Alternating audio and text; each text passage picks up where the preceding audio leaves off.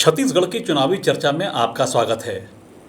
5 राज्यों के चुनाव जैसे जैसे पास आते जा रहे हैं, अखबारों और टेलीविज़न पर विज्ञापनों की बाढ़ बढ़ती जा रही है। अलग अलग राज्यों के विज्ञापन अलग अलग राज्यों में उनके अखबार के पन्नों में नज़र आने लगे हैं। चुनाव के मुद्दे तय होने लगे हैं। हालांकि अभी चुनाव आचार संहिता लागू नहीं हुई है, लेकिन चुनाव प्रचार शुरू हो चुका है। इस बार 5 राज्यों में चुनाव के मुद्दे क्या होंगे, खासकर हिंदी प्रदेश में, हिंदी इलाके में मध्य प्रदेश, छत्तीसगढ़ और राजस्थान में जनता किन मुद्दों पर वोट करेगी या चुनावी दलों के लिए वो मुद्दे क्या हैं, इसी पर बातचीत करने के लिए आज हमारे साथ 2 खास मेहमान हैं। वरिष्ठ पत्रकार सुदीप ठाकुर जी और वरिष्ठ पत्रकार सुनील कुमार।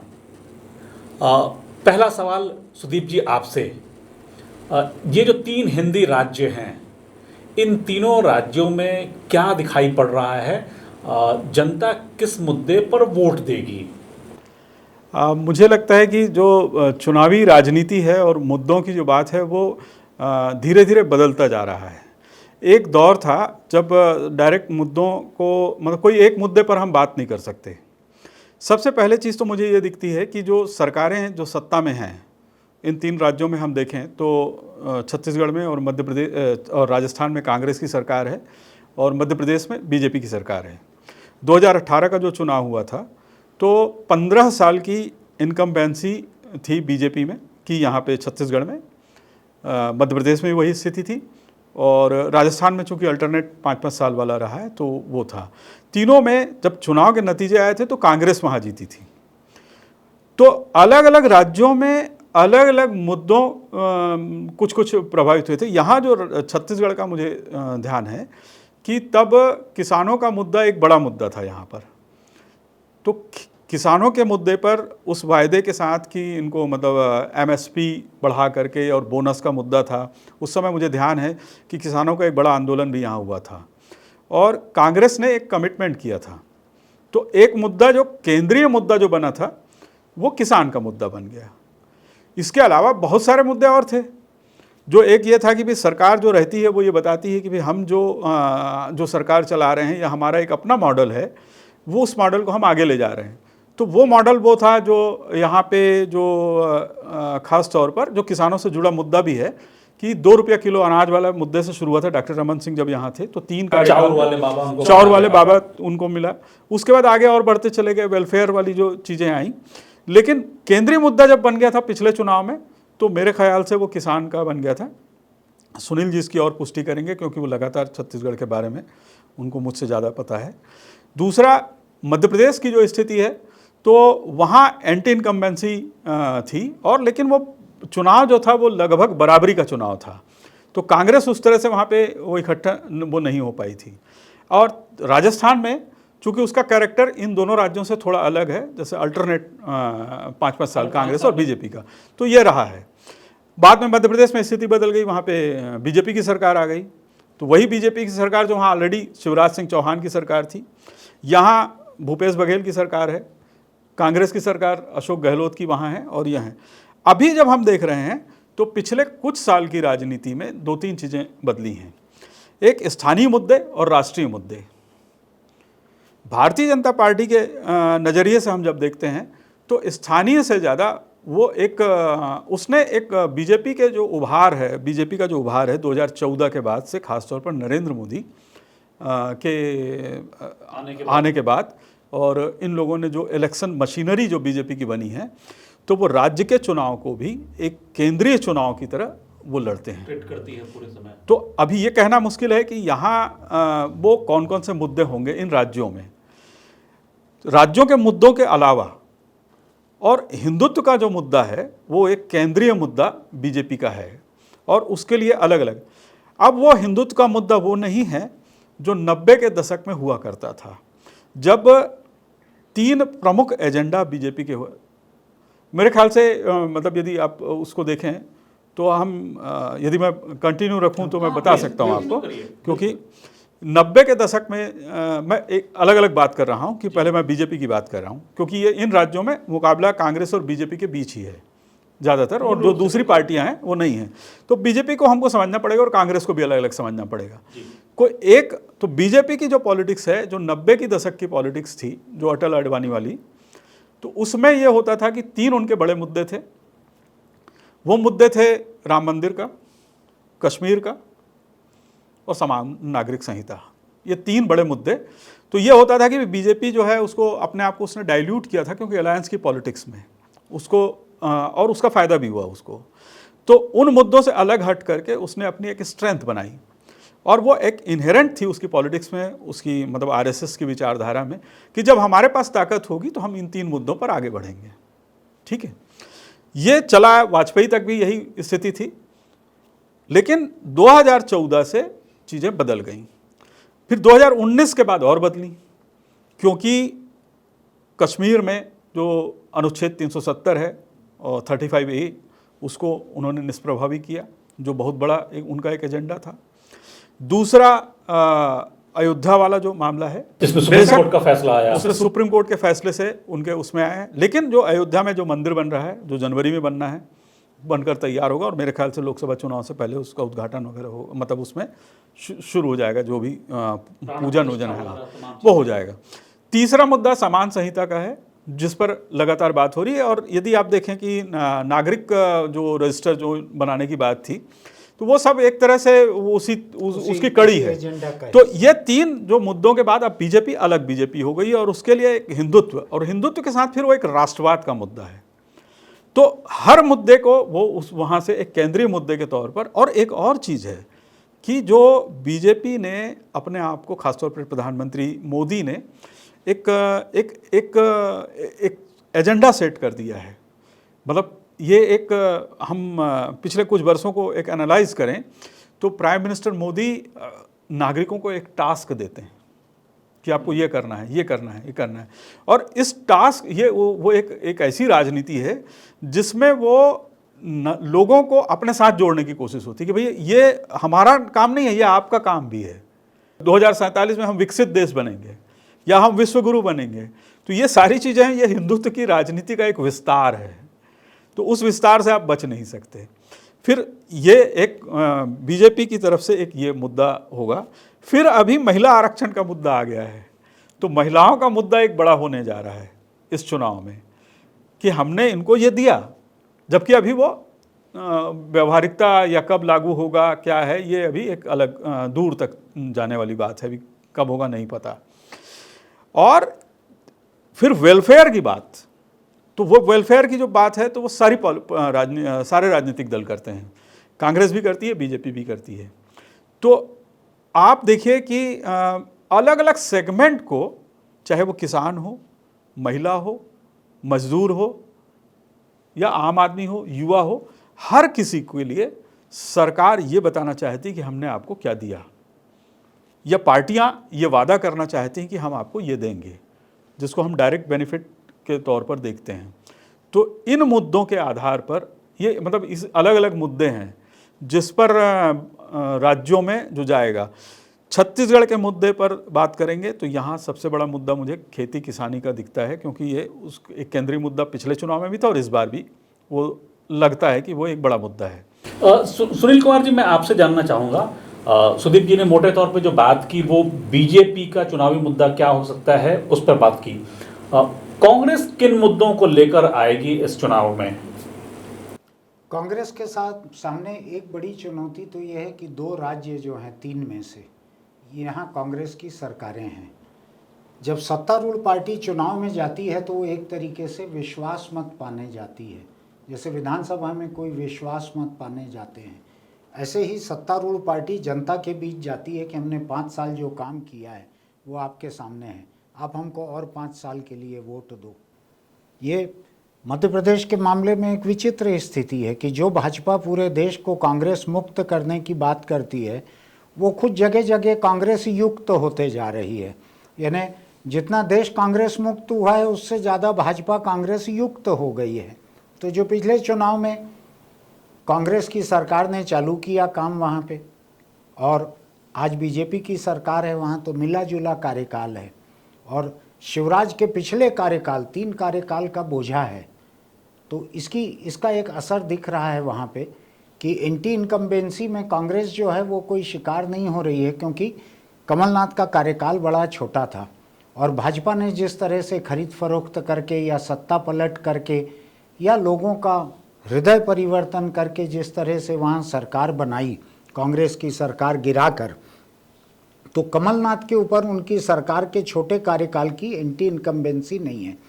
अब छत्तीसगढ़ और राजस्थान, जिसमें बिल्कुल 5 साल का कार्यकाल, तमाम पार्टी के भीतर की चुनौतियों के बावजूद, सहदेव से लेकर पायलट तक की चुनौतियों के बावजूद मुख्यमंत्री बने रहे, मुख्यमंत्री बदले नहीं गए, सत्ता ज्यों की त्यों चलते रही। तो ऐसे में सरकार को अपनी ठोस उपलब्धियां साबित करनी है। और मैं अभी राहुल गांधी का एक बयान देख रहा था, उसमें उन्होंने ये कहा है कि हम तेलंगाना में शर्तिया सरकार बना रहे हैं, हम राजस्थान और हम छत्तीसगढ़ और मध्य प्रदेश बिल्कुल जीत रहे हैं, राजस्थान में हम बराबरी में हैं, वहाँ भी हम आगे बढ़ जाएंगे। इस तरह की बात उन्होंने खुद होके कही है। उनके सामने ये बयान देना चुनौती नहीं थी, खुद होके उन्होंने ये बात कही। अब ऐसे में सवाल ये उठता है कि राजस्थान को तो राहुल गांधी ने खुद ही ने इन 2 राज्यों के मुकाबले कमज़ोर साबित कर दिया अपनी पार्टी की संभावनाओं को लिए। तब हम बात करें छत्तीसगढ़ की, जो एकदम फोकस में है इन तीनों राज्यों में। शायद इसलिए भी फोकस में है कि छत्तीसगढ़ के कांग्रेस के मुख्यमंत्री भूपेश बघेल राष्ट्रीय स्तर पर नरेंद्र मोदी को तरह तरह की चुनौतियां देने वाले, सबसे आक्रामक लहजे में बात करने वाले अकेले नेता हैं। शायद ममता बनर्जी भी अब उनके मुकाबले पीछे रह गई हैं। जो उन्होंने ताज़ा चुनौती हिमंता बिस्वा शर्मा को जो दी है मोदी को लेकर, मैं उसको दोहराना नहीं चाहता हूँ, मैं उसको बहुत अच्छे टेस्ट की नहीं मानता हूँ, लेकिन हिमंता बिस्वा शर्मा ने यहाँ आके जो करेंसी चलाने की कोशिश की, भूपेश बघेल ने उसी करेंसी में उनको भुगतान कर दिया। छत्तीसगढ़ कांग्रेस के लिए एक मॉडल स्टेट इसलिए है, टेस्ट स्टेट इसलिए है कि मोदी को जो चुनौती छत्तीसगढ़ से मिल रही है, ये पिछले 5 साल में देश के किसी भी दूसरे कांग्रेस रूल्ड स्टेट से नहीं मिली। बल्कि न केवल कांग्रेस बल्कि किसी भी पार्टी के किसी भी स्टेट से मोदी को ऐसी चुनौती नहीं मिली है जैसी छत्तीसगढ़ से मिली है। एक बात बार बार कहा जाता है कि छत्तीसगढ़ में कांग्रेस पार्टी ने बीजेपी का जो उनका जो पूरा मैदान था, जिस पिच पे वो खेला करती थी बीजेपी, उस पिच पे कब्जा कर लिया। तो जिस हिंदुत्व की बात सुदीप ठाकुर जी कर रहे थे कि हिंदुत्व का जो है बीजेपी का जो पूरा प्रोसेस है, उनका काम करने का तरीका है, उनका जो पूरा एजेंडा है, उस एजेंडे पर अब भूपेश बघेल काबिज हैं। तो मुकाबला क्या होगा दोनों के बीच? वो इस तरह से काबिज हैं आलोक, मैं और आप पहले एक हाथ चर्चा में, एक हाथ रिकॉर्डिंग में हम इस बारे में बात कर भी चुके हैं। और मैंने जब कांग्रेस के सबसे सीनियर एमएलएज में से एक सत्यनारायण शर्मा, 5-7 बार के विधायक हैं वो, उनको इंटरव्यू किया तो उनको घेर घार के मैं एक जगह ले गया जहां उन्होंने खुद होके कहा कि हाँ, छत्तीसगढ़ में कांग्रेस हिंदुत्व की ए टीम है और भाजपा बी टीम है। उन्होंने खुद कहा, मैंने अपने शब्द उनके मुंह में नहीं डाले, लेकिन मैंने कुछ सवाल ऐसे खड़े किए कि उन्होंने उसको खुशी खुशी माना। बड़े खुश थे वो इस बात को मानते हुए, और उन्होंने सच माना, सच ही कहा उन्होंने, कोई झूठ नहीं कहा। छत्तीसगढ़ में आज बीजेपी के पास हिंदुत्व भी नहीं है। सुदीप जी, आप इससे इत्तेफाक रखते हैं? नहीं, उसमें बीजेपी का जो हिंदुत्व है और कांग्रेस का जो हिंदुत्व है यहाँ जो है, इसमें एक बुनियादी फर्क है।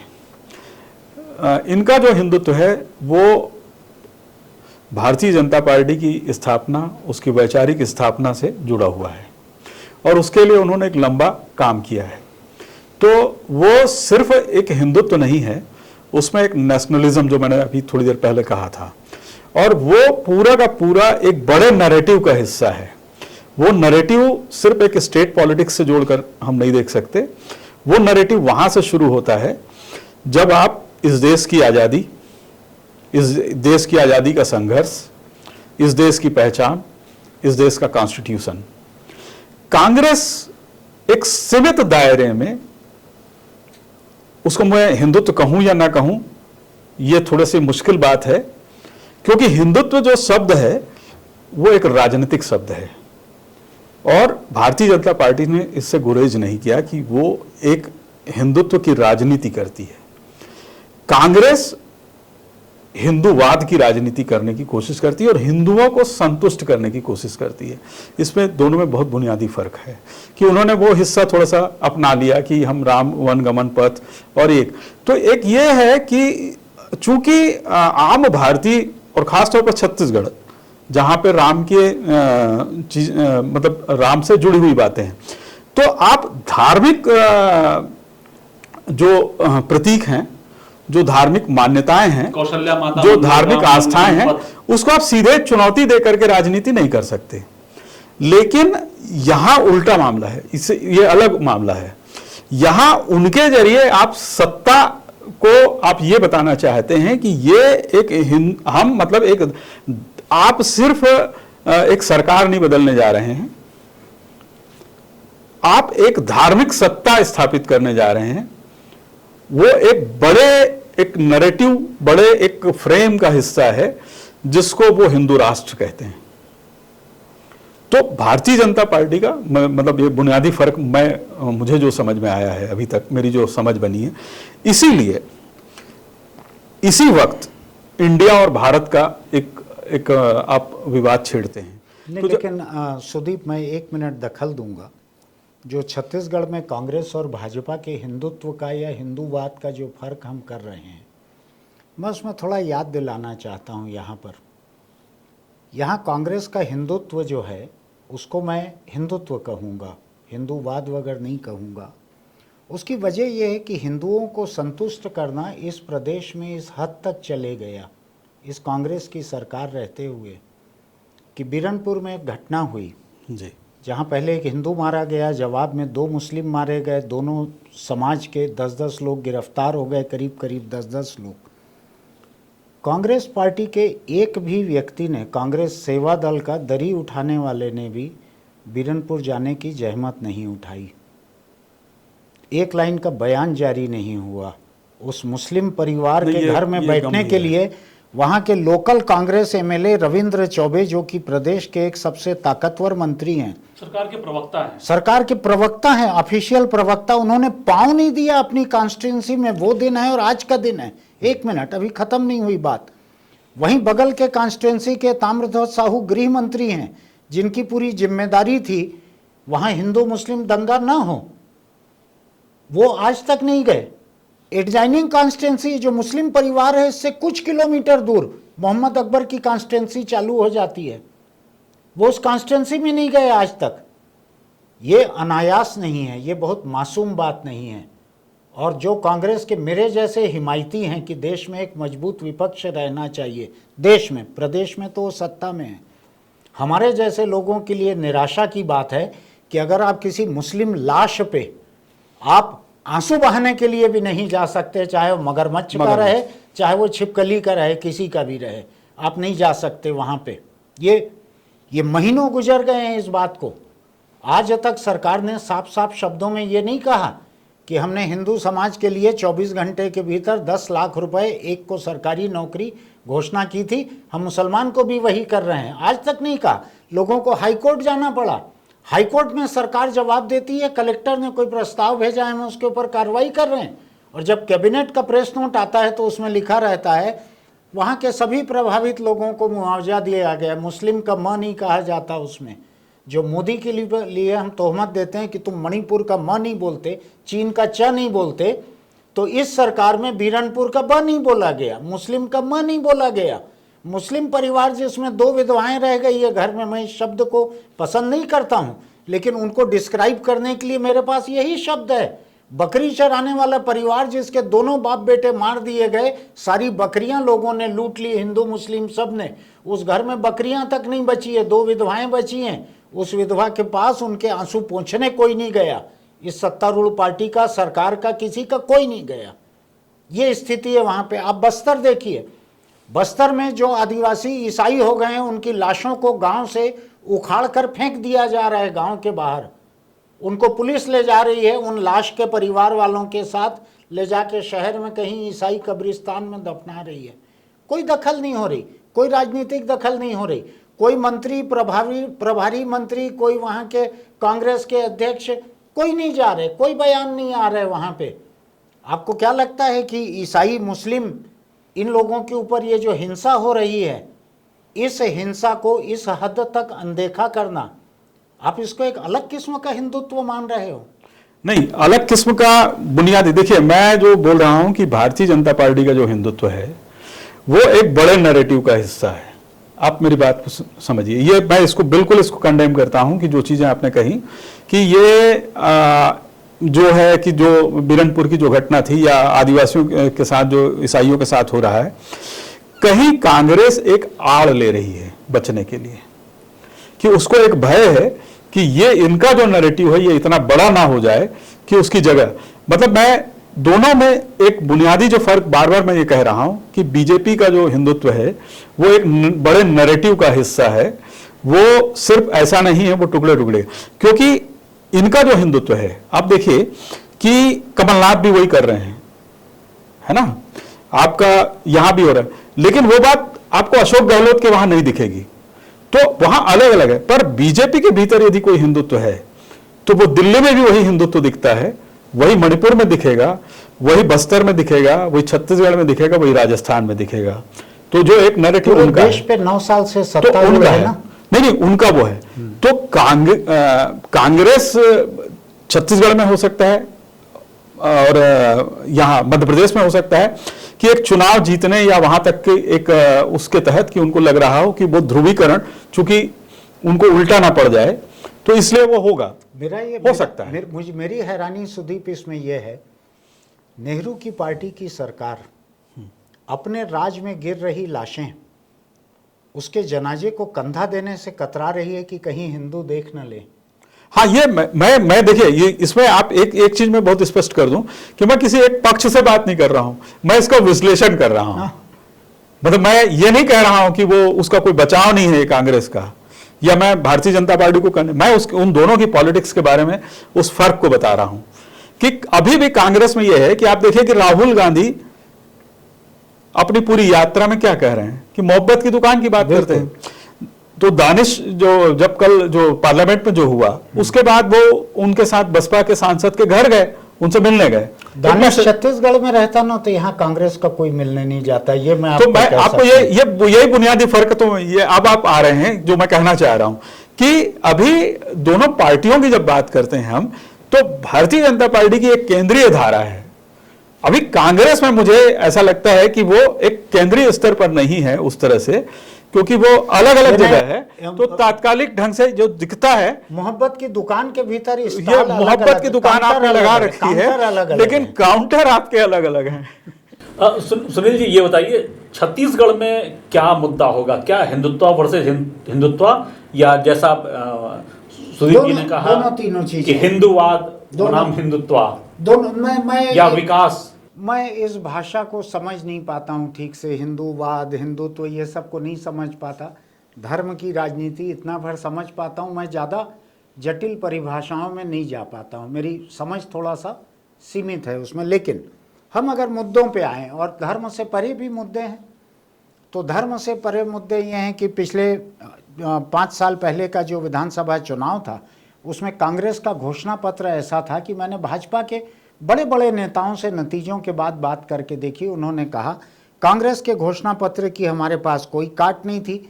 हमारी सेंट्रल लीडरशिप ने जिस दिन हमको कह दिया कि आप धान का भाव बिल्कुल नहीं बढ़ाएंगे, बोनस आप नहीं देंगे, कर्ज माफ़ी आप नहीं करेंगे, तो इस घोषणा पत्र से ही हम चुनाव हार चुके थे। ये भाजपा के बड़े बड़े नेताओं का कहना है। कांग्रेस का घोषणा पत्र जो है वही इलेक्शन रिजल्ट था, उसके बाद हमारे करने के लिए कुछ बचा नहीं था। लेकिन ये इतना मटिया मेट हो जाएंगे कि कांग्रेस की उम्मीद से ज़्यादा, कांग्रेस को पता रहता तो टीन वगैरह छत का खोल के रखती कि छप्पर फाड़ के मिलने वाला है। उसका सब टीन वीन फट गया छत का, इतना छप्पर फाड़ के मिला उसको। उसने वो 50 सीट की उम्मीद कर रही थी, 50-55 सीट, उसको 62 कितना सीट 67 सीटें उसको मिल गई, तो उसका सब टीन वीन फट गया। वो खुलवा के रख देता नहीं तो कांग्रेस पार्टी। मुझको ये लगता है कि भूपेश बघेल की सरकार ने जो काम किया है 5 साल का, सबसे बड़ा मुद्दा यहाँ पे वो रहेगा लेकिन इस 5 साल के उनके कामकाज में हिंदुत्व का मुद्दा खासा बड़ा है। उन्होंने एक भी गांव में वो हेलीकॉप्टर से ऐसा नहीं उतरे हैं या कार से ऐसा नहीं पहुंचे हैं कि वो वहाँ के मंदिर या देवगुड़ी से चालू ना करें गांव का दौरा। हर एक में उन्होंने, मैं उसको आपत्तिजनक नहीं मानता, उन्होंने किया, उनकी अपनी आस्था है, उनकी मर्जी है। लेकिन जिस अंदाज में उधर वो राम मंदिर बन रहा है अयोध्या में, छत्तीसगढ़ के मुख्यमंत्री के बस में नहीं था राम मंदिर अयोध्या में बनवाना। उन्होंने यहाँ पे माता कौशल्या का मंदिर बनवाया, जगह जगह राम की प्रतिमाएं लगवाई, राम वन गमन पथ हो रहा है, अंतर्राष्ट्रीय कृष्ण कुंज, चलो वो तो जंगल लग रहा है, जंगल लग रहा है, हो सकता है कृष्ण मानस प्रवचन के कार्यक्रम, अंतर्राष्ट्रीय मंडलियों के कार्यक्रम, तो ये पंचायत स्तर पे, तो ये उनके 5 साल के कार्यकाल का एक हिस्सा है। इस हिस्से को वो सामने रख रहे हैं जनता के सामने, ये हिस्सा है, करके दिखाए बीजेपी इसका मुकाबला। यहाँ पे बीजेपी जिस गाय को पूरी जिंदगी केवल दूहते आई थी और गाय का लहू निकल जाए इस हद तक उसके थन को दूहती थी वो, कि जब लहू हाथ में आ जाए तो ही रुकता था दूहना, तब तक गाय को दूहती थी वो। उस गाय का गोमूत्र और गोबर तक भूपेश बघेल ने स्थापित कर दिया। मुझको भाजपा के कुछ बड़े नेताओं ने यहाँ पे कहा कि भूपेश बघेल ने हमारे हाथ में हिंदुत्व का एक भी मुद्दा नहीं छोड़ा, हमारा पूरा ताश की गड्डी ही छीन ली है भूपेश बघेल ने, कोई उरूप तुरूप जोकर कुछ हमारे हाथ में नहीं है। लेकिन अल्पसंख्यकों की तरफ से कौन होगा? ईसाई जो संगठन हैं, जो लोग हैं, उनका एलिगेशन है कि कांग्रेस हमारे साथ नहीं है। मुस्लिम संगठनों का हाल हम देख रहे हैं, मुस्लिम समाज के साथ जो बर्ताव हो रहा है वो हम देख रहे हैं। क्या अल्पसंख्यकों के लिए कोई जगह है छत्तीसगढ़ में? बड़ा इंटरेस्टिंग सवाल है आपका, इसका बड़ा सरल जवाब है मेरे पास। बीजेपी ये मान के चलती है कि ये 2 जात यानी ये 2 धर्म, इनके लिए हम मुंडी भी कटा देंगे तो भी ये हमारे साथ नहीं आएंगे, न मुस्लिम आएंगे न ईसाई आएंगे साथ में। बीजेपी को ये पुख्ता मालूम है, इसलिए आप देखेंगे उधर 370 में भी एक मुस्लिम एलिमेंट है, ट्रिपल तलाक में मुस्लिम एलिमेंट है, जो यूनिफॉर्म सिविल कोड की बात हो रही है उसमें मुस्लिम एलिमेंट है, जो नागरिक रजिस्टर जो उत्तर पूर्व में बन रहा है वो पूरी तरह से मुस्लिम है, जो दूसरे देशों से आने वालों को यहाँ नागरिकता मिलेगी उसमें मुस्लिम को कोई नागरिकता नहीं है। बीजेपी का कॉन्सेप्ट एकदम साफ है, मुस्लिम ईसाई के लिए मुंडी भी कटाओ तो भी उनका 2 वोट भी नहीं मिलेगा, तो वो उनको 0 मान के चलते हैं। दूसरी तरफ कांग्रेस ये मानकर चल रही है कम से कम छत्तीसगढ़ जैसे राज्य में कि ये जाएंगे कहाँ, इनके पास और ऑप्शन क्या है। अगर ये हमको वोट दे के नहीं जिताएंगे, अगर ये अरुण पन्नालाल या ये अरविंद नेताम या आम आदमी पार्टी या बसपा की तरफ जाएंगे तो उसका मतलब रहेगा कि कांग्रेस के आने की संभावना को कम करना। तो हम इनके घर गमी में नहीं गए वो तो ठीक है, हमने इनके घर तो नहीं चलाए, इनकी बस्तियों पे बुलडोजर तो नहीं चलाए हमने नूह की तरह, मध्य प्रदेश की तरह, यूपी की तरह। तो मुस्लिम और ईसाई जहाँ तक हैं उसमें छत्तीसगढ़ में मुझको लगता है दोनों पार्टियों का बयान नहीं है लेकिन इनका कॉन्सेप्ट क्लियर है।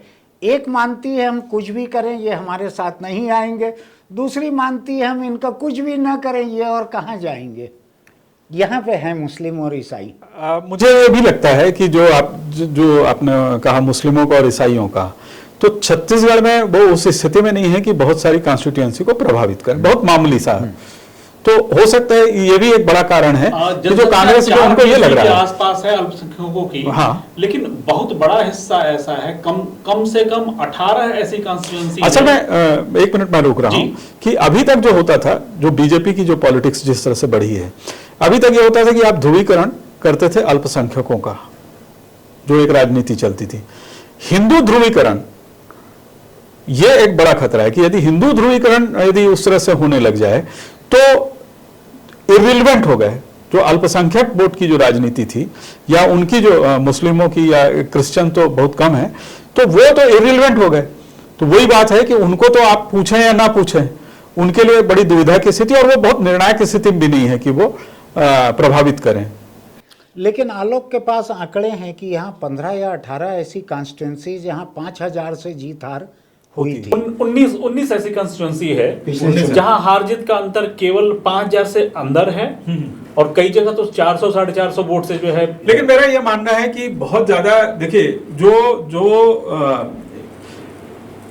मतलब मंच में जाकर के वोट करने वाली बात होगी, तो ऐसा थोड़ा सा मुझे तो इसमें थोड़ा संदेह होता है कि ऐसा इतना ज्यादा ध्रुवीकरण करके वोट वो लोग करते होंगे, ऐसा मुझे नहीं लगता है। ये एक आइडियोलॉजिकल पोजीशन है कि उनको मालूम है कि भारतीय जनता पार्टी की अपनी एक पॉलिटिक्स है, तो उनके साथ जैसा आपने कहा कि वो तो एक इस राजनीति के पहले और बाद की बात नहीं, तो शुरू से है। आप देखेंगे तो उनको मालूम है, ये तो जब से भारतीय जनसंघ भी थी या जैसा भी था, तो चाहे जब भारतीय जनता पार्टी आज इस उभार इसमें नहीं थी, तब भी वो उनके साथ नहीं थे।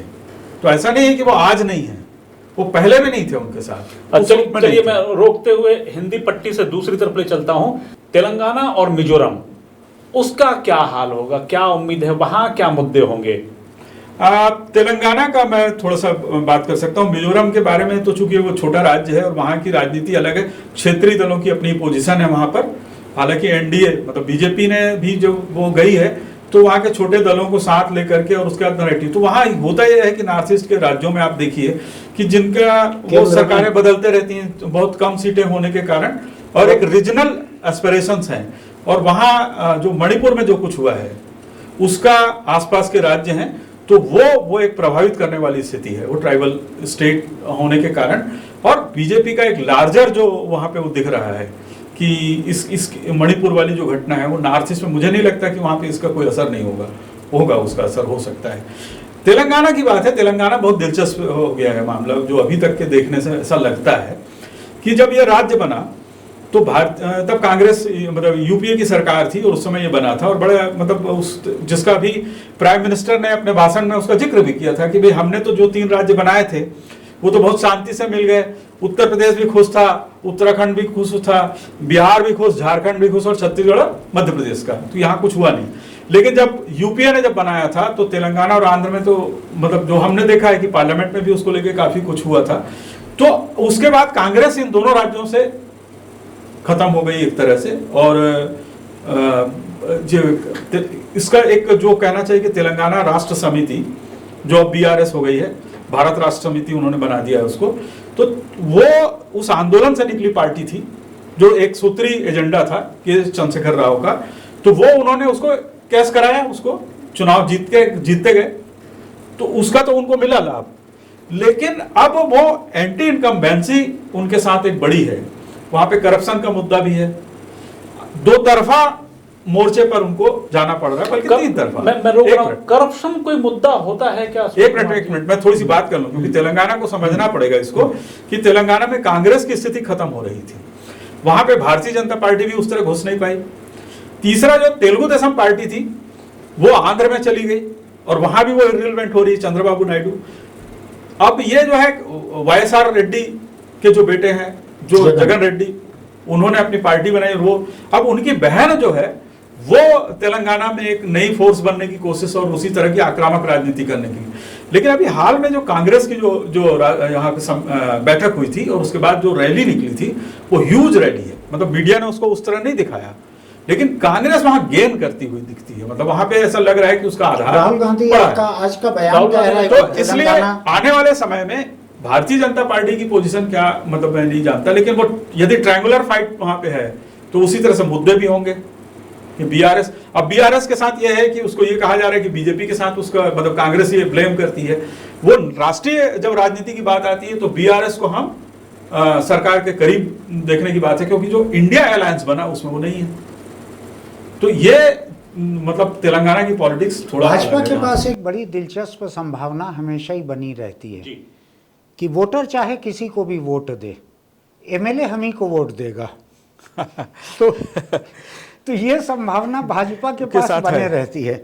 और जहाँ पे रीजनल पार्टीज हैं, तेलंगाना है, आंध्र है, यहाँ पे सुदीप ने जो नहीं कहा मैं उसके बारे में बहुत थोड़ा सा बता सकता हूँ। मिजोरम के बारे में मुझको मौका मिला था, मैं मोदी के चुनाव प्रचार को कवर कर रहा था गुजरात में, मुख्यमंत्री थे उस समय वहाँ पे। 1 हफ्ता गुजरात में गुजारा था मैंने, और पीआईबी का इन्विटेशन मिला कि इकोनॉमिक एडिटर्स कॉन्फ्रेंस आइजोल में है तो आपको पहुंचना है। तो मैं अहमदाबाद से रवाना होकर रायपुर आया और कपड़ों का बैग बदला और आइजोल चले गया। तो वहाँ जितने जर्नलिस्ट थे उनकी अपार हमदर्दी थी मेरे साथ। आप गुजरात से निकल के यहाँ आ रहे हो, सीधा 1 हफ्ता गुजरात में थे, उसके बाद यहाँ आ रहे हो। उनकी फिक्र ये थी कि मैं हिंदुस्तान के एक ड्राई स्टेट से निकल के दूसरे ड्राई स्टेट में पहुँच गया हूँ, तो कुल मिला के दारू का गैप कितना हो जाएगा, ये उनकी फिक्र थी वहाँ पे। लेकिन मैं मिजोरम को मैंने बहुत थोड़ा सा उस समय देखा है, उसके बाद नहीं देखा। शायद 97-98% क्रिश्चियन आबादी का राज्य है वो। वहाँ एक दिलचस्प बात बताता हूँ, हम लोगों को मिड डे मील दिखाने के लिए ले जा रहे थे स्कूल में भारत सरकार की तरफ से। तो मैंने प्रस्ताव रखा कि ये हम मिड डे मील के लिए जा रहे हैं, फिर आप एक रेस्ट हाउस में हमको लंच के लिए ले जा रहे हैं, तो क्यों ना हम स्कूल में बच्चों के साथ वहीं खाना खा लें। उन्होंने कहा नहीं, आप देख लीजिए, खाने का तो अब हो चुका है इंतज़ाम, खाना बन चुका है, खाना तो रेस्ट हाउस में ही खाइएगा। जब पहुँचे वहाँ स्कूल में और वहाँ जाके मिड डे मील था, तो किचन में जाके देखने की कोशिश की तो मैं थोड़ा संभल गया, रुक गया ज़रा। पूछा मैंने क्या खाना बना है आज? कहा 2 तरह का खाना है, बच्चों के पास 2 तरह का ऑप्शन है, एक बीफ राइस है, एक पोर्क राइस है, तो इनमें से जो खाना चाहें वो है। तो मुझको लगा कि इन्होंने बाहर इंतजाम किया है, हमारे खाने का ठीक ही किया है। वो राज्य बड़ा विचित्र राज्य है, उस राज्य को चर्च चलाता है। वहाँ हमारे स्वागत में मुख्यमंत्री ने 3 डिनर रखे, 4 दिन में 3 डिनर मुख्यमंत्री ने, क्योंकि और कुछ नहीं था। उन तीनों डिनर पे जो संगीत था वो चर्च संगीत था। वहाँ पे यंग मिजो एसोसिएशन YMA नाम की एक संस्था है, जो संस्था चर्च के क्रिश्चियन लड़कों की है। वही लोग राज करते हैं। कोई दारू बेचते दिखता है, नशा करते दिखता है, उसको पकड़ के मारते हैं, चौराहे पे नंगा कर देते हैं। मुख्यमंत्री उसको लेके खुश थे बहुत कि ये लोग कानून लागू करते हैं, ये लोग अच्छे से राज कर रहे हैं, हमको कोई दिक्कत नहीं है इसमें, ये वही काम कर रहे हैं जो सरकार का काम है। उनको इसमें फ़र्क भी नहीं दिख रहा था कि ये सरकार नहीं है भाई, ये उनको फ़र्क नहीं दिख रहा था। तो इस तरह का क्रिश्चियन डोमिनेटेड स्टेट है वो चर्च और सरकार मिला जुला है। अब मैं नहीं जानता वहाँ पे कि मोदी का करिश्मा जो है वो किस तरह से चर्च को और पॉलिटिकल पार्टीज़ को कैसे वहाँ पोलराइज करेगा, मुझको आइडिया वहाँ की बहुत कम है। लेकिन यानी जैसे स्कूल के एग्ज़ाम में पूछा जाता है ना कि गाय के ऊपर निबंध लिखो, तो मुझको गाय पढ़ा हुआ नहीं था, मैंने कार पे निबंध पढ़ के आया था मैं, तो मैंने उसको गाय पे बतला दिया। ऐसे ही मैंने मिजोरम के बारे में जो मुझको पता है वो बता दिया। इस चुनाव को लेके नहीं मालूम है। ये हम सब लोगों के लिए बड़ी दुर्भाग्यजनक बात है कि हिंदी पट्टी आमतौर पर पूर्वोत्तर के राज्यों की परवाह नहीं करती, मीडिया तो बिल्कुल भी नहीं करता, उसके बारे में बात तक नहीं करता। सुदीप जी को मैंने बीच में रोका था। सुदीप जी ने एक बात कही कि भ्रष्टाचार का मुद्दा, क्या आपको लगता है कि छत्तीसगढ़ में जहां पिछले साल भर से अक्टूबर के महीने से, पिछले साल अक्टूबर में पहली छापेमारी की कार्रवाई की थी ईडी ने, ईडी, IT, IB और शायद कोई और एजेंसियां भी आ जाएं, तो इस दौर में भ्रष्टाचार कोई मुद्दा होगा चुनाव में?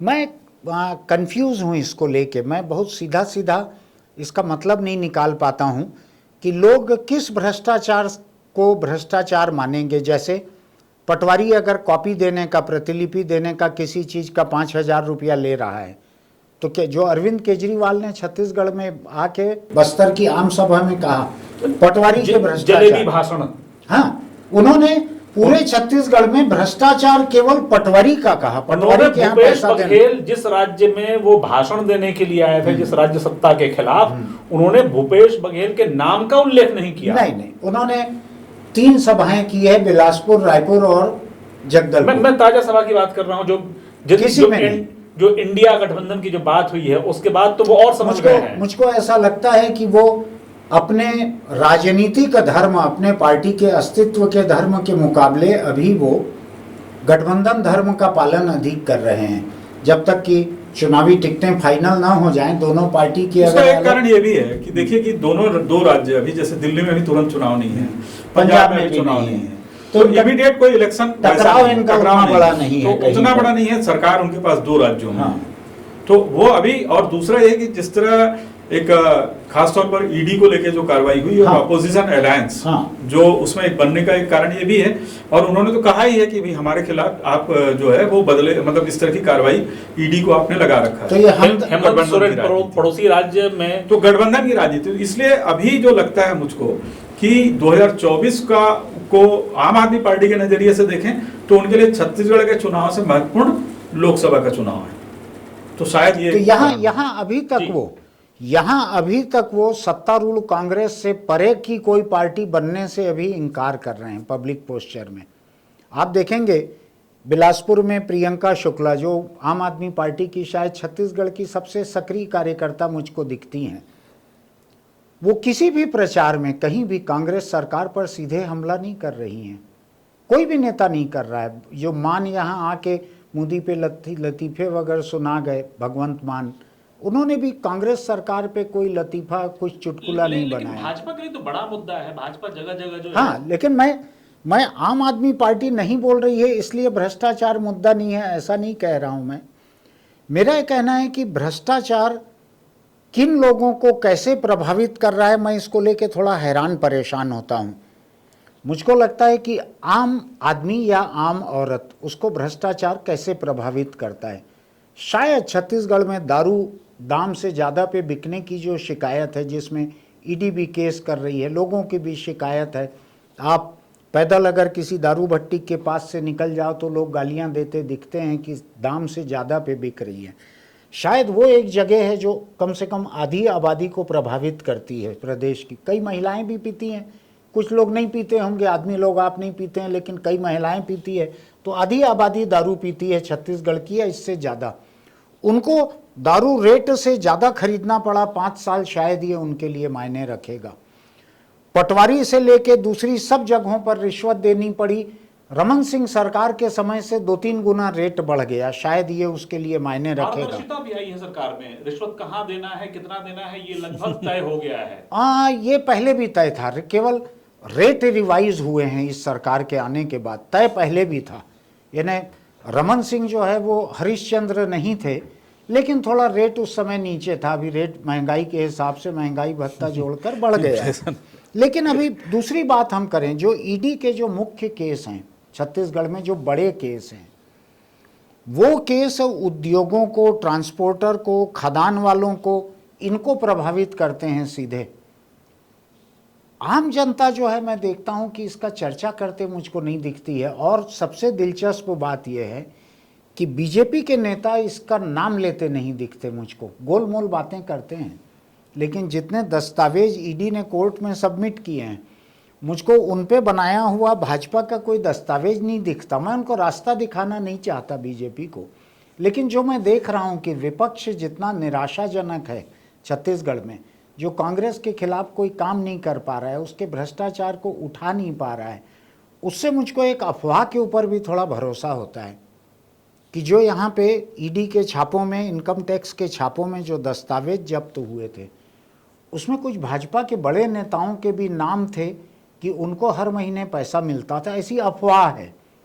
मैं बिल्कुल भी मानहानि का मुकदमा इस पे नहीं झेल पाऊंगा, इसलिए मैं कह रहा हूं कि ऐसी अफवाह है। मेरे पास सबूत कुछ नहीं है। लोगों का कहना है कि भाजपा ने अपने संगठन में कुछ फेरबदल ऐसी अफवाहों के चलते, और चूंकि दिल्ली में तो भाजपा की सरकार है तो ईडी आईटी की जानकारी उनको शायद मिल सकती है, इसलिए उन्होंने ऐसे बदलाव किए थे। शायद इसलिए भाजपा की बोलती बंद है, शायद इसलिए भाजपा फ्रंटल अटैक नहीं कर रही है। तो 2 किस्म के भ्रष्टाचार हैं जो आम लोगों को प्रभावित करने वाले हैं। उनका तो असर पड़ेगा, मुझको लगता है, नहीं पड़ेगा ऐसा नहीं है। जो बड़े लोगों को प्रभावित करने वाला भ्रष्टाचार है, उसको तो आम लोगों को समझाना पड़ता है, जो भाजपा करते मुझको नहीं दिख रहा। कांग्रेस पार्टी का एक वीडियो अभी वायरल हुआ है, ये ईडी क्या है। हाँ। और पूरा वीडियो इस बात पे है कि ईडी आईटी बाकी कंपनियां किस तरीके से छत्तीसगढ़ सरकार को सो कॉल्ड कथित तरीके से परेशान कर रही हैं। हाँ। इसके मुकाबले भाजपा ने जो है एक और वीडियो जारी किया है, वो भी ईडी का है। वो ईडी का है। हाँ। और बजाबता उन अफसरों का, मुख्यमंत्री के आसपास के जिन लोगों को ईडी ने बुलाया बयान देने के लिए, उन सब के चेहरे दिखा दिखा के, उनके मास्क लगा के जो है वो प्रचार किया जा रहा है। तो प्रचार का ये जो जिस मुद्दे पे ये जा रहे हैं, जिसको आप कह रहे हैं कि जनता इस पे बहुत ध्यान नहीं दे रही है। ऐसा नहीं, मैं ये कह रहा हूँ भ्रष्टाचार के अलग अलग बहुत सारे चेहरे हैं, उसमें से एक चेहरे से फेमिलियर हैं लोग कि शाम को मुझको दारू का पैसा ज़्यादा देना पड़ रहा है, मैं फेमिलियर हूँ उससे। पटवारी के यहाँ पैसा मुझको ज़्यादा देना पड़ रहा है, मैं उस चेहरे को जानता हूँ। मैं उद्योगपति का चेहरा नहीं जानता, मैं ट्रांसपोर्टर या खदान चलाने वाले का चेहरा नहीं जानता हूँ। मैं अडानी का चेहरा भी नहीं जानता हूँ। जो प्रभावित हो रहे हैं आदिवासी उस इलाके के, वो शायद नाम जानते हैं क्योंकि वो बेदखल होने वाले हैं, लेकिन बाकी लोग नहीं जानते हैं। यहाँ अडानी के विरोध करने के लिए अडानी को गाली देकर यहाँ वोट नहीं मिल सकता, लोग उस तरह से प्रभावित नहीं हैं यहाँ पर। तो मैं ये नहीं कह रहा कि भ्रष्टाचार प्रभावित नहीं करेगा। भ्रष्टाचार के 10 चेहरे हैं रावण जैसे, उसमें से कुछ चेहरे को मैं पहचानता हूँ, कुछ चेहरे को मैं नहीं पहचानता, तो वो लोगों को ला के बताना पड़ेगा, ये वाला चेहरा है, ये वाला चेहरा है, इसने ये किया है। ये भाजपा का बहुत ही फूहड़ किस्म का वीडियो बना है। इतना ही फूहड़ वीडियो ईडी क्या है, ईडी क्या है, ये कांग्रेस का बना है। कांग्रेस का वीडियो पता नहीं क्यों पिछला चुनाव का भी मुझको अगर याद पड़ रहा है ठीक से, रमन का उल्टा चश्मा या रमन का चश्मा, कांग्रेस का कुछ एक फिक्सेशन दिख रहा है मुझको चश्मे को लेके। पिछले बार भी नाम चश्मा था, इस बार उसका चेहरा चश्मा है, चश्मा दिखा दिया है। भाजपा वालों ने भी एक, हम शायद 2 अलग अलग वीडियो का बात कर रहे हैं, एक वीडियो थोड़ा सा बेहतर है जिसमें ईडी बन के काला चश्मा लगा के ईडी बन के जा रहे हैं। हो सकता है कि इनके पास अभी अच्छा कंटेंट बाकी हो, असली माल आखिरी के दिनों के लिए इन्होंने रखा हुआ होगा बचा कर, जो सुरेंद्र मोहन पाठक अपनी किताब में कहते हैं कि असली माल आखिरी के लिए बचा के रखा है। हो सकता है इन्होंने बचा के रखा हो। मैं अभी बिल्कुल अंदाज नहीं लगा पा रहा हूँ कि छत्तीसगढ़ में भ्रष्टाचार कितना बड़ा मुद्दा रहेगा, ये कितना प्रभावित करेगा, क्योंकि जो आपने नहीं पूछा है मैं उसको बोलना चाहता हूँ। भूपेश बघेल सरकार की बहुत बड़ी कामयाबी भी रही है एक, उनकी कर्ज माफ़ी की कामयाबी छोटी कामयाबी नहीं थी, जिसमें जिसका कर्ज था करीब करीब सब लोगों का। उनकी सरकार के आने के 1 सप्ताह के भीतर की जो कामयाबी है, हाँ, जिस जो आते आते के साथ ही जो है उन्होंने धान की कीमत, कर्ज माफी, वो जल कर की जो है वो माफ करना, तो आपको लगता है कि उसी कामयाबी 1 सप्ताह के जो निर्णय हैं, शुरुआती 1 सप्ताह के निर्णय हैं, उसी निर्णय के सहारे? नहीं, मैं आपको ये कहना चाहता हूँ, जो नई बहू आती है किसी परिवार में, तो जो दहेज लेके आती है सामान कि 40 तोला सोना और चांदी की 12 थाली, ये पहले सप्ताह का ही रहता है। पहले सप्ताह में देख लेते हैं, उससे पूरी ज़िंदगी उसकी सुखी हो जाती है हिंदुस्तान के एक परंपरागत परिवार में। ये छत्तीसगढ़ में ये चीज़ें जो हैं, 2 धान और ये इतना हो गया। उसके बाद बहू को अगले साल बच्चा हुआ तो धान का रेट फिर बढ़ गया। यहाँ पे बहू के बच्चा होने पे फिर उसके मायके से सामान आता है, यहाँ धान का रेट फिर बढ़ गया, फिर धान का क्वांटिटी बढ़ गई, फिर 1 एकड़ में 15 क्विंटल के बजाय 20 क्विंटल हो गया। अब रविंद्र चौबे ने बड़े ही अनौपचारिक तरीके से, लेकिन मेरा मानना है बहुत ही सुनियोजित तरीके से, एक शिगुफा छेड़ दिया है कि धान का दाम जो है वो 3600 रुपये तक हो जाएगा। कब का? उन्होंने कहा यह है कि अगला कार्यकाल हमारा पूरा होने तक धान का दाम, जिस तरीके से प्रधानमंत्री मोदी जो है 6% बाद की योजना बताते नहीं तो 6 साल में ग्रेजुअली जो है ऐसा ही उन्होंने करीब करीब 5 साल बाद का एक बहुत ही हवाई प्रोजेक्शन ऐसा बताया है। लेकिन लोग 3600 रुपये पे अटक गए हैं जाके, 3600 रुपये हो जाएगा। कई अखबार वालों ने ये लिखा 3600 रुपये दाम होने जा रहा है, जबकि उन्होंने बहुत हल्के फुल्के अंदाज में कहा था। अब तो वो कृषि मंत्री भी नहीं है, अब तो उनको बोलने का ऐसे कोई अधिकार नहीं है, राज्य सरकार का फैसला नहीं है कि प्रवक्ता की हैसियत से वो कहें। अजय चंद्राकर या किसी ने कहा कि ये अपने एजेंडा से बाहर जाके कर रहे हैं, किसी एक भाजपा नेता ने ये बात कही। लेकिन कांग्रेस ने ये शिगुफा छोड़ दिया 3600 रुपये का कि अगले कार्यकाल में 3600 रुपये हो जाएगा। मैं आपको बतलाता हूँ, भाजपा का घोषणा पत्र अगर 3700 रुपये लेके नहीं आएगा उसका कोई असर नहीं होने जा रहा है। कांग्रेस ने अपने घोषणा पत्र के कुछ बड़े मुद्दों को 100% लागू कर दिया। प्रदेश की 70% जनता या तो किसान है, या खेतीहर मजदूर है, या ग्रामीण अर्थव्यवस्था से जुड़ी हुई है या ऐसी शहरी अर्थव्यवस्था से जुड़ी है जो किसान की खरीदी बिक्री से जुड़ी हुई है। जैसे शहरों में गाड़ी खरीद ली, बड़ी बड़ी मोटरसाइकिलें खरीद ली, किसानों ने पैसा मिल गया। तो मुझको लगता है भूपेश बघेल की सरकार जो है उसने वोटरों को संतुष्ट करने के लिए इतने बड़े वोटर बेस को खूब सारा फायदा दिया है, खूब सारा। ये गोमूत्र, गोबर, इससे खाद कितना अच्छा बना नहीं बना मैं उस पर नहीं जा रहा। पैसा ट्रांसफ़र हुआ है, महिला समूहों के नाम पर पैसा ट्रांसफ़र हुआ है, उनके बीच बटा होगा पैसा। और आप एक दूसरी बात समझो, मैं तो जोगी के समय से देखते आ रहा हूँ इस प्रदेश को, जो खाद खरीदी होती है वो हमेशा से ही फर्जीवाड़ा है। आज तो महिलाएं बना रही है गोबर की खाद, चाहे वो मिट्टी हो चाहे गोबर हो। जो बड़ी बड़ी कंपनियां यहाँ बना के सप्लाई करती हैं, हार्टिकल्चर मिशन में, बीज निगम में, एग्रीकल्चर में, फॉरेस्ट में, ये हमेशा से फर्जीवाड़ा रहा खाद का। तो भूपेश ने कम से कम उनका पैसा जो है गांव की महिलाओं को दे दिया। तो ये सपोर्ट बेस जो है मेरे हिसाब से चुनाव जिता देने के लिए पर्याप्त तो बड़ा सपोर्ट बेस है, जिसको इन्होंने डायरेक्ट बेनिफिट दिया है, संतुष्ट किया है, जो मेरे हिसाब से छोटी बात नहीं है। और ये हिंदुत्व जो है ये बोनस है ऊपर। सुदीप ठाकुर जी, आपने छत्तीसगढ़ में लंबे समय तक पत्रकारिता की, अब आप दिल्ली में रहते हैं। दिल्ली से छत्तीसगढ़ को किस तरह देखते हैं आप? इस चुनावी मुद्दे पे मैं बात कर रहा हूँ। दिल्ली अब देखना तो ऐसा है कि कोई बहुत अंतर नहीं है, मैं यहाँ से देखूँ या वहाँ से, थोड़ा सा एक फर्क बस है कि आप चूंकि डे टू डे पॉलिटिक्स को आप ज़्यादा नज़दीक से देखते हैं। तो इसमें छत्तीसगढ़ में मैं जो देखता हूँ वो ये है कि छत्तीसगढ़ जब राज्य बना था, एक अलग किस्म मैं का बता रहा परसेप्शन हूँ है। जो एक सबसे बड़ा बदलाव जो मैं बता रहा हूँ कि मुझे लगभग 25 साल हो जाएंगे, 23 साल हो गए हैं। तो जब मैं गया था तब छत्तीसगढ़ राज्य नहीं बना था और अब छत्तीसगढ़ राज्य बन गया। तो पहले मुख्यमंत्री अजीत जोगी थे, तो वो तो निर्वाचन तो था नहीं उनको तो चूंकि वो कांग्रेस के एक अरेंजमेंट के तहत वो आ गए। पहला चुनाव जब उनको सामना करना पड़ा तो वो हार गए। उसके बाद लंबा समय बीजेपी का रहा, तो 15 साल तक के बीजेपी की राजनीति रही और इसके बाद इधर 5 साल।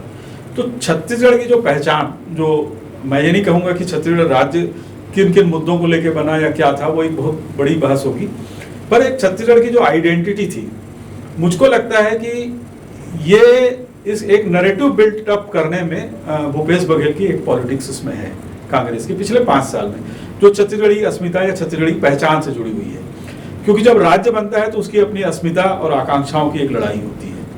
मैं ये नहीं कह रहा हूँ कि बीजेपी के समय कोई काम नहीं हुआ या जो था, मैं उसकी बात नहीं कर रहा हूँ, मैं इकोनॉमी की बात नहीं कर रहा हूँ। इकोनॉमी लगातार ग्रो की है, हर राज्य की कर रही है, क्योंकि वो समय के साथ होगा।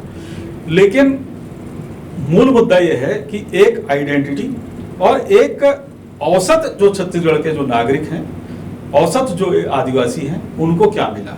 तो यह एक बहुत बड़ा सवाल मेरे मन में हमेशा ये रहता है। तो इसमें आदिवासियों की स्थिति मुझे लगता है कि वो ठीक है कि अभी जो नक्सल प्रभावित जो क्षेत्र हैं, जो केंद्र का या राज्य सरकार का दावा भी है और चीज़ें थोड़ी सी कम भी हुई हैं उसके बाद की स्थितियाँ, लेकिन मूलतः जो आदिवासियों की जो स्थिति है वो बहुत सुधरी नहीं है, एक नंबर 1। दूसरा, इन वर्षों में एक ओबीसी की पॉलिटिक्स का एक उभार हम देखते हैं अब पूरे देश में, तो छत्तीसगढ़ उससे बचा नहीं है। तो अब आने वाले समय की जो चुनौती है वो राजनीति में इस तरह की होगी, और एक जो इसके बाद के जो सरकारें होंगी उनके लिए एक बेंचमार्क है कि आपको छत्तीसगढ़ी आइडेंटिटी को या छत्तीसगढ़ की अस्मिता संस्कृति, इससे आप अलग नहीं जा सकते। इसमें एक चीज जो मैं नहीं जानता कि ये कितना हुआ है, पर छत्तीसगढ़ के जो अपने जो हम लोग, यदि आपको याद होगा तो जब 15-20 साल पहले जब छत्तीसगढ़ बना था तो एक सम्मेलन हुआ था यहाँ पे बारनवापारा में, तो वहाँ कुछ लोग आए थे, दिल्ली से भी थे, तो हम लोगों ने एक ब्लूप्रिंट जैसे बात करने की कोशिश की थी। तो मैंने वहाँ पे एक छोटा सा पेपर पढ़ा था, तो मेरा ये कहना था कि उस समय जो मोटे तौर पर मुझे ध्यान है कि यहाँ बस्तर का जो ब्रांड है कि मान लो इमली है, वो 600 करोड़ या वनोपज जो है, तो आप वहाँ की जो उपज है, चाहे तिखुर हो, चाहे आपका चिरौंजी हो या इमली हो या यहाँ के जो भी प्रोड्यूस हैं, उसको आप ब्रांड की तरह क्यों नहीं बेचते? जब बाजार ही उस तरह से चलना है तो एक इकोनॉमी को डेवलप करने की बात है। इसके अलावा जब बहुत सारे मिनरल्स की जो बात है, कि खदानें हैं और ये सब है तो उसके कस्टोडियन ट्राइबल्स हैं, मेरा ये मानना है। तो आप उसमें उनकी हिस्सेदारी किस रूप में है? आप डेवलपमेंट तो करते हैं लेकिन उनका उस विकास में कोई योगदान उस तरह का उनको वो हिस्सेदारी नहीं मिलती। उनकी हिस्सेदारी का ये है सुदीप कि जो डीएमएफ है, डिस्ट्रिक्ट मिनरल फंड जो है, हाँ। जो उस इलाके में खदान होने की वजह से या वहाँ से खनिज गुजरने की वजह से जो पर्यावरण का नुकसान हो रहा है, उसकी भरपाई करने के लिए फंड बनाया गया है। उस फंड में इतना व्यापक भ्रष्टाचार है कि इसको कलेक्टर्स अपने पॉकेट मनी की तरह यूज़ करते हैं। कलेक्टर, प्रभारी मंत्री, स्थानीय मंत्री या विधायक, इनकी एक गिरोहबंदी हो जाती है। ये उसको पॉकेट मनी की तरह यूज़ करते हैं, उसकी कोई अकाउंटेबिलिटी नहीं है। ये पिछली सरकार के समय भी कुछ हद तक था, अभी वो पूरी तरह से गुब्बारे जैसा फूल गया है वो। तो आदिवासियों को तो उनके इलाके का जो पर्यावरण का नुकसान हो रहा है उसकी भरपाई की जो सुप्रीम कोर्ट की, केंद्र सरकार की बनाई व्यवस्था है वो तक नहीं मिल रही है। डीएमएफ फंड में हालत ये है कि कई जगह शॉपिंग कॉम्प्लेक्स बनाए गए हैं उस फंड से स्विमिंग पूल बनाए गए हैं, पार्किंग मल्टी स्टोरी पार्किंग बनाई गई है, जिसमें जाहिर तौर पर मैं ये भी जानना चाहता हूँ थोड़ा सा, मतलब कि अभी तक तो ये है कि भाई बस्तर या जो जीत गया या आदिवासी सीटों पर जो सरकार, मतलब जिनको मिल गई सीटें वो सरकार बन जाएगी। ये भी स्टोरीज छपती रही अखबारों में कि बस्तर जो तय करेगा, तो बस्तर तय करेगा वहां तक तो ठीक है कि वहां की सीटों का गणित है कि बीजेपी को ज्यादा मिलती है, कांग्रेस को मिलती है, 12 सीटें हैं उसके हिसाब से। मेरा मुद्दा यह है कि क्या आदिवासियों को वो नेतृत्व से मेरा आशय निर्णय लेने की मतलब कहना चाहिए कि का अधिकार, कि सत्ता में उनकी हिस्सेदारी किस तरह की है, सिर्फ मतलब विधायकी से नहीं या एक आध मंत्री से नहीं। तो क्या यहाँ पे कई बार कोशिश हुई है, क्या आदिवासी मुख्यमंत्री होना चाहिए? ये मुद्दा उठता रहा है। ये मुख्यमंत्री होने तक की बात अलग है। हाँ। मेरा तजुर्बा ये है कि जितने तरह के मंत्री, सांसद, विधायक, हाँ। जिसको हम ध्रुव आदिवासी इलाका कहते हैं बस्तर का, हाँ। वहां से जितने निकल के आते हैं उनका कैरेक्टर इतनी तेजी से गैर आदिवासी हो जाता है, उनका कैरेक्टर इतने रफ्तार से शोषक का हो जाता है। वो शोषित तबके के नाम पर आते हैं और शोषक हो जाते हैं। राजधानी पहुंचते ही पहला धर्म परिवर्तन उनका ये होता है कि वो एक्सप्लॉइटर बन जाते हैं, वो शोषक बन जाते हैं। वो उस तबके के हितों के बारे में सोचते तक नहीं है जिसके नाम का वो खाते हैं, जिसके नाम पे वो चुन के आते हैं। ये तो किसी आदिवासी को मुख्यमंत्री बना देना या किसी आदिवासी को ताकतवर मंत्री बना देना, उससे कुछ साबित नहीं होता। मैं मानता हूं इसको। फिर भी मैं ये कह रहा था कि आदिवासियों का जबकि 33% की आबादी उनकी है, हाँ।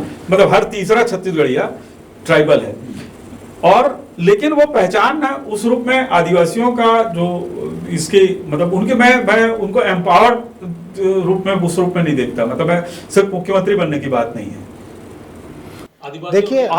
देखिए आदिवासियों के लिए जो विधानसभा और लोकसभा की सीटें रिजर्व हैं, वहां से तो आदिवासी को लड़ाना मजबूरी है हर पार्टी। हाँ, वो लड़ते हैं, कोई विकल्प नहीं है। तो वहां से जो सांसद विधायक आते हैं वो आदिवासी रहते हैं। लेकिन दूसरी तरफ आप देखेंगे कि जो सत्ता में जो भागीदारी दी जाती है, जिनको मंत्री बनाया जाता है, कुछ बनाया जाता है, उनके विभाग चलाते दूसरे लोग हैं।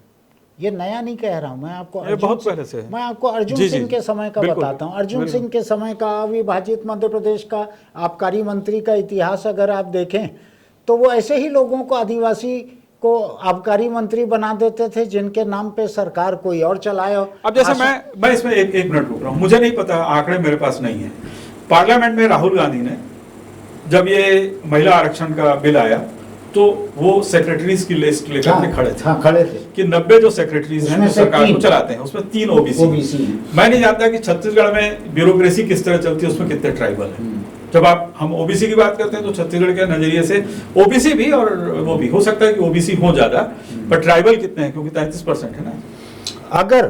अगर ये पैमाना रख कर नहीं, मैं उनके ही पैमाने से बात कर रहा हूं। बिल्कुल, अगर ये पैमाना रख कर आप बात करना चाहते हैं तो छत्तीसगढ़ में प्रशासन और पुलिस 2 बड़े महकमे माने जाते हैं, प्रशासन और पुलिस।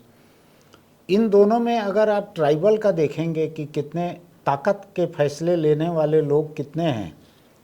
मैं अभी एक नज़र में देख रहा हूँ तो मुझको एक भी नाम नहीं सूझ रहा है, एक भी। लिस्ट लेके बैठूंगा तो शायद इक्का दुक्का दिख जाएगा। ताकत की कुर्सियों पे कोई नहीं दिखता मुझको।